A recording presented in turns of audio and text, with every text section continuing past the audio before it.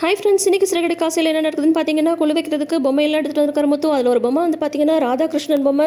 அதில் வந்து பொம்மை இருக்கிற போஸை வந்து பார்த்துட்டு மீனா வந்து அப்படியே பார்த்துட்டு இருக்காங்க. ஏன் மீனா அப்படி பார்த்துட்டு இருக்கா அப்படின்னு சொல்லிட்டு முத்து வந்து கேட்குறாரு. எங்க இதாங்க ஸ்ருங்கார ரசம் அப்படின்றாங்க. அது என்ன ரசம், புது ரசமாக இருக்குது அப்படின்னதும், இல்லைங்க இது ஒரு முத்திரை, நேற்று வந்து அத்தையோட ஸ்டூடெண்ட்ஸ் இந்த முத்திரையில் தான் நின்றுட்டு இருந்தாங்க, அதை பார்த்துட்டு நான் கூட தப்பாக புரிஞ்சுக்கிட்டேன், இதுதான் அந்த ஸ்ருங்கார ரசம் முத்திரை அப்படின்னு சொல்கிறாங்க.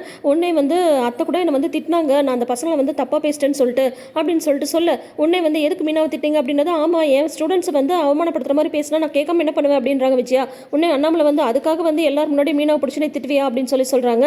உடனே முத்து வந்து சொல்கிறாரு, சரி அப்பா அவங்கள வந்து அந்த முத்திரையை வந்து செஞ்சு காட்ட சொல்லுங்கப்பா அப்படின்றாங்க. நான் எதுக்கு அந்த முத்திரையை செஞ்சு காட்டணும் அப்படின்னதும், இல்லை மீனா பார்த்தது கரெக்டு தானே அப்படின்றத வந்து இப்போ நம்ம தெரிஞ்சுக்க வேண்டாமா, மீனா வந்து ஒருத்தவங்களை பார்த்து சந்தேகப்பட்டிருக்கானா கண்டிப்பாக அது வந்து உண்மையாக தான் இருக்கும், அப்போ அவங்கள செஞ்சு காட்ட சொல்லுங்கப்பா அப்படின்னு சொல்ல எல்லாரும் வந்து செய்யுங்கன்னு சொல்ல உடனே அழகாக அதை செஞ்சு காட்டுறாங்க விஜயா.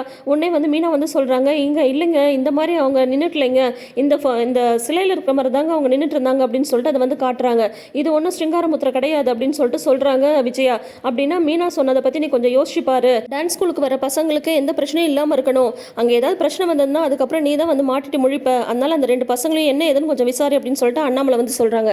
அடுத்த நாள் டான்ஸ் கிளாஸ் போகிற விஜயா வந்து பார்த்தீங்கன்னா டான்ஸ் சொல்லி தந்துட்டு அந்த ரெண்டு பசங்க மேலே தான் இவங்க கண்ணு ஃபுல்லாகவே இருக்குது. அப்போ வந்து பார்த்தீங்கன்னா அந்த தீபனும் ரதியும் அந்த பசங்க வந்து ஒருத்தருக்கு ஒருத்தர் பார்த்துட்டே டான்ஸ் ஆடுறது வந்து விஜயா வந்து கவனிச்சிடுறாங்க. அதுக்கப்புறம் தான் விஜயாவுக்கு வந்து புரியுது, இவங்க வந்து சொன்னது வந்து கரெக்ட் தான், மீனா சொன்னது உண்மைதான் அப்படின்ற மாதிரி வந்து புரியுது.